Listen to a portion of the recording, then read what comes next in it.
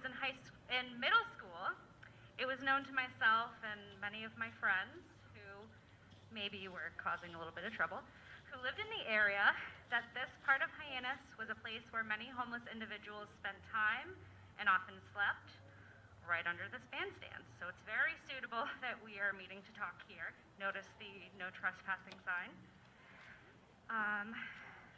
I think the contrast between the image that Cape Cod attempts to portray to seasonal folks and experiencing just enough poverty on Cape Cod to know better led me to experience a dash of cognitive dissonance during my formative years.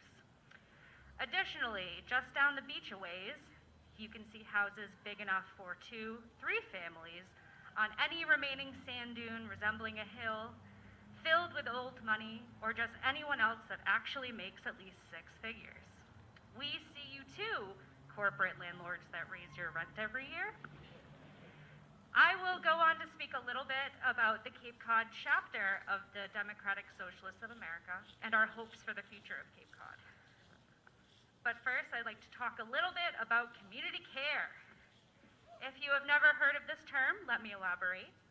Take it from a quote from Nikita Valerio, a community organizer and researcher.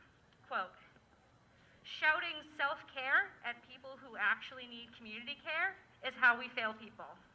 Community care is any act, no matter the size, that shows empathy or solidarity towards a person or a group of people."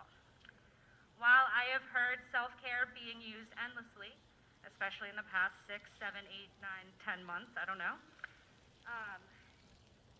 it is not useless as a concept and in practice. Community care is what I was looking for when I braved walking into the local DSA chapter meeting, not knowing a single person, and leaving honestly half mortified, half thrilled in the best way possible. So it's sometime later. I have the worst time with timelines, and I am one of 2 co-chairs for Cape Cod DSA's Housing Justice Working Group. The other one is Gabby, she's amazing.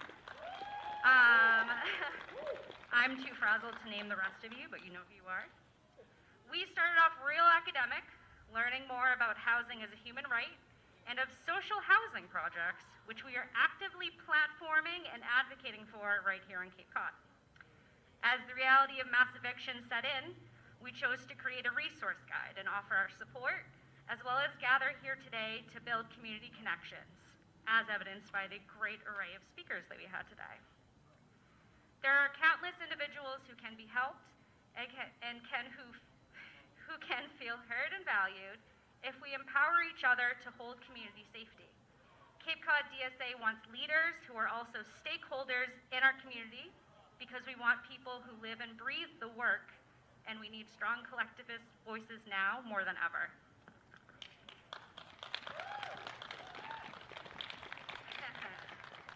I know and love people who have had no place to go except emergency family shelter, a beach parking lot, or the apartment of an abusive partner.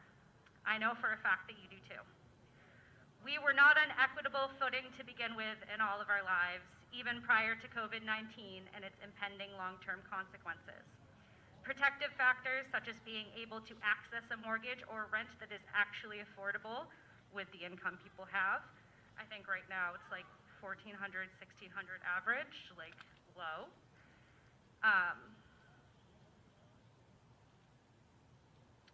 Are opportunities for many people. There are families that spend months looking for options that allow them both to pay rent and childcare simultaneously, and senior citizens being unable to find housing that is budgeted with their Social Security checks taken into consideration.